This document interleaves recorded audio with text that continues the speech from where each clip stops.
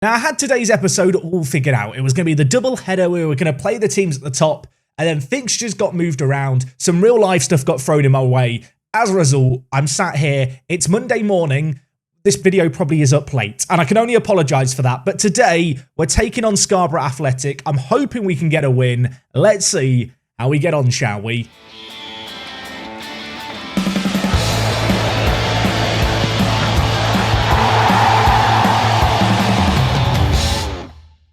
How's it going, folks, and welcome back. It's Park to Prem with FC United. As I said, I had it all figured out. We were going to come and play Curzon Ashton and Scarborough in the league, and then the FA Cup happened, which we're still in, so let's look at the positives. Still in the FA Cup, but as a result of that, fixtures got moved around. I then had a busy weekend with the Streamer Showdown, and it was all culminated in me being sat here desperately trying to get this video up for midday. So if I've managed it, great. If I haven't, I'm sorry that you had to eat your lunch without me. I mean, maybe people just don't eat their lunch until the video goes up. But if I missed a weekday upload, would people just not eat? But if you missed the last few episodes, you might be a bit confused as to what's happening. We're at FC United. We moved clubs at the end of last week. If you missed the first episode here at this club, make sure to go watch it. Of course, we did resign from Three Bridges. And, well, the first month has gone rather well. All in all, as you can see here, a sea of green and yellow and no red, which is pretty good. An unbeaten start to the season, which is really what we want to see. Of course, we beat Blythe Spartans, who are a team predicted to do really well, as has inevitably been the case. They're not as good as I thought they were. They're now down in 10th. But despite that, obviously, we're unbeaten. Things have gone very, very well. Now, in game number 1 of the season, we scored in the first minute. We scored in the first minute again, and it was the same man Wallace with what is probably going to be a contender for goal of the season. He put it into the top corner, and then, well, I think a future fan favourite got the second goal for us. It was Gold, sneaking it in at the near post. Not bad for a man with 4 finishing, that finish into the top corner. We beat Whitby Town 2-0. Good start. And well, the good start continued as we beat Worksop Town 2-1. We then drew against Lancaster City 0-0 and ended the month of August with a 1-0 win. Not the most convincing, and it was Nesta McIntyre with the goal. This man, for this level, is absolutely ridiculous. Like, he has some of the best creative attributes you're going to see outside the Premier League, which might sound mental to say. He's superb. I am in love with him. If I'm not mistaken, he scored a really good goal in this game. If he didn't score a really good goal, this is about to be really awkward now that I want to go and show it. Nesta, please tell me this was a good goal. I think he smashed it into the top right corner from range. Unless I'm mixing up goals, we'll find out. So they try and clear it away. Warburton gives it inside to Nesta, and bang. Okay, yeah, that was the goal I thought it was. What a finish that was. Not bad for his first at the club. So into the month of September we went, and our first opposition was West Auckland Town. Kind of interesting to see their kind of rise through the leagues over the last few years. They got back-to-back promotions, and, well, in terms of how they did here, we drew against them, which is a little bit annoying. Harry Wallace did score again, though, so good to see the centre attacking mid scoring goals, if nothing else. He's got 3 for the club in his first 8 to start the year.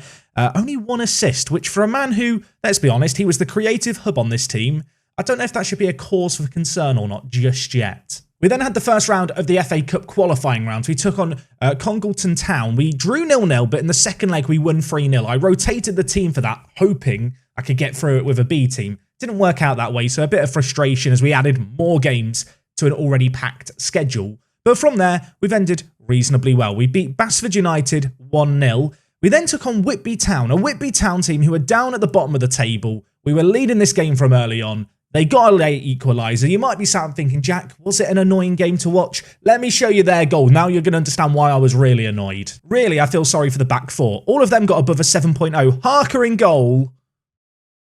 I mean, what was that? What? If that's how you lose a game in Football Manager, you just feel like the game's against you, don't you? That's how I felt. But the good news is we did end things with a win in this run of games. We took on Marine in the FA Cup second round, and we won it 2-1. Gold and Mikulski with the goals. You might have noticed here, Mikulski, bit of a slow start. He's got 4 goals in his last 4. So, yeah, a man in form. Hopefully he's going to keep the goal scoring going today. Now, of course, it is very, very early on in the season, but we're allowed to get a little bit carried away. Right now, we're in 3rd place, so we are matching expectations, but we are the only team unbeaten in the league. Unfortunately, we have drawn 3 matches, and all home games as well. That is a little bit of a cause for concern. Of course, with so many new players coming into the team, I feel like there's always this gelling period. I'm hoping that we're only going to get better. You can see in terms of kind of player stats, the only man who really appears here is Dylan Crowe, who has the highest average rating in the league, the right back. Yeah, he's been really, really good. Maybe tailed off his form just slightly in the last couple of games, but of course he turned provider in the first episode of the season. He's got 2 player of the matches, and yeah, for a freebie that we signed for right back, he looked pretty good so far. When it comes to the goals, no one is running away with it, Aaron Ben style, but Stephen Gold and Mikulski leading the way. As I said, Mikulski, 4 goals in his last 4. That is a bit of a relief because he is the highest earner at the club, and having not scored in his first 6 wasn't great. So great to see him getting back on the score sheet, as I've already alluded to. A man who I think we're going to rely on a lot this year if we do want to go up, and so far he has been rather reliable. Elsewhere, though, you know, it's been a team effort. Stephen Gold's chipped in with a couple. He's had a couple of fitness issues as Stephen Gold, so he's not played every single game this year. Elsewhere, Wallace has got a few, and Becker as well has scored a penalty or 2. He's our best penalty taker in the team, which is a little bit weird for the most defensive midfielder we have. But you know what? If he's good at penalties, he's going to keep taking them. He's not missed one yet. And actually, I say he's taken penalties. He's taken one in the FA Cup. He's not actually taken one in the league just yet. But yeah, 1 for 1, it's a 100% record. He's bloody brilliant. Now, today's opposition are Scarborough. Now, Scarborough were predicted to finish 6th in the league. Right now, they're down in 16th. So this really should be a game that we go into, assert our authority, and prove ourselves to be the better team. That's the aim, that's the dream. Looking at the team, lots of green links in the team, which is what we want to see at this very early stage. You can see we've got Mikulski, Gold, and Wallace as that front 3. They've all got links, McIntyre and Becker, and Jones, who, of course, we signed from Three Bridges. He is continuing to get better a lot quicker than I expected, of course. Now he's playing professionally. He trains all the time at FC United, unlike when he was at Three Bridges. He's looking like a really, really good little player. You might have noticed his potential has dropped off a little bit, but apparently he's got potentially Vanarama National North/South standard quality. So I want to believe he'll be in the first team, at least for the next few years. A player who, of course, has played a lot under us, and so far to start the season, he's got a good little rating, a 7.06, pretty much on par with what he was doing at Three Bridges. Oh, and for those wondering, Gaylor did play a game for us. It was the FA Cup first qualifying round. It was the game where we drew against a lower league team. He didn't play very well. So there's your update, Gaylor fan club. Don't think he's going to play for us this season. But anyway, let's submit our team for this game. I'm hoping that we're going to get a good result. As I mentioned, just because I'm a bit behind today, just the one match, Curzon Ashton, who we were also going to play today, the fixture got moved around with them due to the FA Cup qualifiers. So we're going to take them on tomorrow because they are looking like one of the better teams towards the top of the table. Anyway, let's get into this. I didn't do a very good team talk there. I've not inspired or rallied the troops. I'm no Napoleon. Maybe the players can perform better than I've rallied them. Let's see. I mean, we've got an early chance. We're looking for Gold's forehead. It's come to Mbeka. Jones is there. Back to Crowe, Mr. Assister. I say that. He's got 2 assists so far, but he's got the highest rating in the league. Jones whips it in. Wallace is there. Cleared away only as far as Warburton. Can he maybe put it into the mixer? He can. And Mikulski makes it 5 goals in 5. This man is in red-hot form. Didn't have any goals in his first 6. I had a bit of a chat with him. You know, we brought him into the dressing room, whispered in his ears some words of encouragement. I actually think I told him he needed to step up angrily. Otherwise, I was going to drop him. But apparently, aggressive, angry shouts work with Mikulski. He's nodded it across goal. Really good goal. Warburton at left back, by the way. I think that's his 4th assist of the season. Both fullbacks this year, capable of putting a cross into the box. It's working out for us. I'm bigging us up a load. They're now on the attack, which always fills me with dread. But we're going to get it away from danger, at least for now. 9 minutes on the clock, so still very early stages in this game. I mean, the big relief for me is this isn't a really boring 0-0 game to be the only game of today's episode. And it could, I was about to say, get really interesting if they score there. The shot just wide of the post, though. We maintain our lead. And as things stand, Mum, get the camera. We're top of the league. I talked about how I was relieved it wasn't going to be a boring match for the only match today.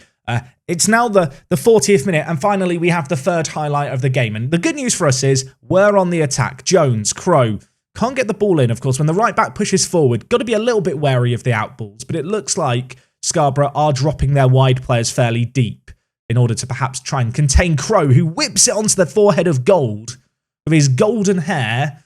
Unfortunately, the header just over the bar. And at the break, it's going to remain 1-0. But, I mean, when you look at that XG story, it tells the story. It's been a one-sided story. An early goal in the second half, I think, sets us up to win this game rather convincingly. I say that. Look at the XG. I mean, we've had the highlights, but they've had the better of the play in this half. So knowing they've had the better of the play, I'm going to tell the players I expect more in the second half. I'm also just contemplating changing things slightly. This might be a self-destructive change, but this is a change actually I have done a few times this year. I'm going to move Jones to defensive midfielder. Then I'm going to play Mbeka slightly higher up the pitch, but still as a ball-winning midfielder. Mbeka, of course, can't play defensive mid, which makes it a bit annoying if I want to switch back to our kind of old diamond shape from Three Bridges. So this is kind of the only way I can really do it. I just feel like in having Jones drop a little bit, maybe shielding the back four more, maybe we can just limit the opportunities they're creating, particularly through their centre attack in mid. Also, it gives the centre-backs a slightly easier ball to play. And while Jones did not have an easy ball to play there, it was a great ball to Wallace. His touch let him down. Nearly looked like a genius from kickoff. But as things stand, I thought Scarborough were about to lump it long and catch us out. We've managed to deal with it for now. Mbeka to Mikulski. Mbeka, McIntyre. We've got lots of players beginning with the letter M, haven't we, in this team?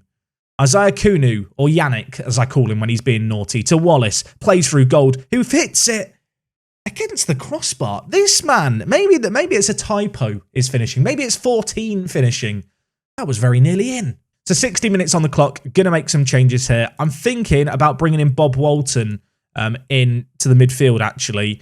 I feel like midfield-wise, we've not been amazing today. I'm going to bring him in for Nesta. Elsewhere, I kind of want to change things going forward. Stephen Gould's on a 6.5 and on a yellow card. He's not had a good day today, Stephen, which is disappointing because he's obviously been superb to start his time here at the club. I think the change I'm going to do is to bring in Mike O'Neill. Mikey here, really, really good creative forward. Someone who can be quite a good supportive player, I think, alongside Mikulski, but certainly a different type of supporting player. We're going to play him as a deep-lying forward. And with that in mind, we need to take off the cross, aim at, target forward instruction that I've got on the wing-backs here. So confirm that. Changes in the midfield and up top. 1 to second goal here, so I can breathe a sigh of relief. What I will say is, I think they've had a handful of shots, if that, in this second half. The tactical changes have shut down Scarborough, and we have 10 minutes left to try and hold out here. Time is just trickling away. Football Manager gods, are you going to leave us top of the table here? Things are going far, far too well, he says, as a highlight begins. Isaiah Kunu plays it wide to Crow. Truth be told, this is a game I expected us to win more convincingly than we have here. It's been a bit of a meh performance so far, but time to make it more convincing still as, oh my word, it's hit the inside of the post. Wallace with a crazy, crazy chip attempt. The woodwork denies him. That could have been a chance to, well, extend our lead further and just breathe a sigh of relief. As it stands, it's not in, but we are straight into another highlight, which is another cross towards Wallace. It's going to be dealt with. And then, I mean, that was a bit needless, wasn't it, to head it out there by their defender. It's like he's trying to time waste by kicking the ball as far away as he can. The good news is, we don't mind that. He can time waste if he wants. As we have the lead here, 2 minutes of added time to be played. Nervy last moments here. Jones to Warburton. And the highlight just ends. Was anyone else expecting a goal there? I feel like I've been shortchanged. I feel like I've been robbed there.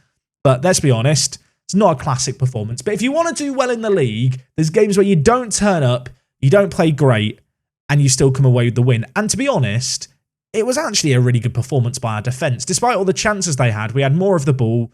They struggled to create kind of opportunities in the second half especially. Despite that high XG, I feel quite happy about that. That still felt kind of comfortable. Wasn't like they had a load of clear-cut opportunities, that's for sure. Right, boys, nice victory. Well done. I'll tell you what, it's the Ted Lasso Believe poster that we have in our dressing room that's really inspiring the players. You can see here, we are top of the league. Lancaster City have got a game in hand, though. So if they win that, they go back to the top. Just as a little reminder, only the top team in this league gets automatic promotion. Yeah, it's rather competitive at the top as well, isn't it, after 9 games? There is not a lot separating anyone at the top of the table. Brian Holland is just following me everywhere. Brian Holland came to all my press conferences at Three Bridges. Now he's turning up to all of them at FC United. I hope he's still with us, Brian, during the Premier League era of my management reign, wherever that may be. Although, given the fact he works for the non-league paper, maybe that won't be the case. I think it says quite a lot that Mikulski got man of the match with a 7.9 rating. But you know what? He's made it 5 goals in 5. He's got a 7.68 rating in his last 5 matches. Suddenly, the man who I paid £800 to looks like he's actually justifying his wages. And elsewhere, you can see here, Yannick, who of course we ummed and ahed about his contract, he so far for the year is on a 7.56. He has been playing really, really well as our big defender, our commanding man at the back. And in fact, when you sort by average ratings, it's a lot of the big earners towards the top. It's good to see them justifying their wages, as well as perhaps a few surprise performances. But I think it goes without saying, top performer so far this year, it's the entirety of our back four. Defensively, we're looking really, really solid. But anyway, gang, that is going to wrap up everything from me today. Apologies, it was a slightly shorter episode. It was this or nothing. I hope you guys can understand. I've got to go and play a load of Football Manager to get another video recorded today for tomorrow. I've got to try and play catch-up. Fingers crossed I'll be able to manage it. Maybe this video's up for midday because it was shorter. If it isn't, I'm sorry that I ruined your Monday. The rest of the week can only go better. I hope to see you tomorrow. Thank you for watching as always. Drop a like if you enjoyed, and I'll see you on the next one. I'm out.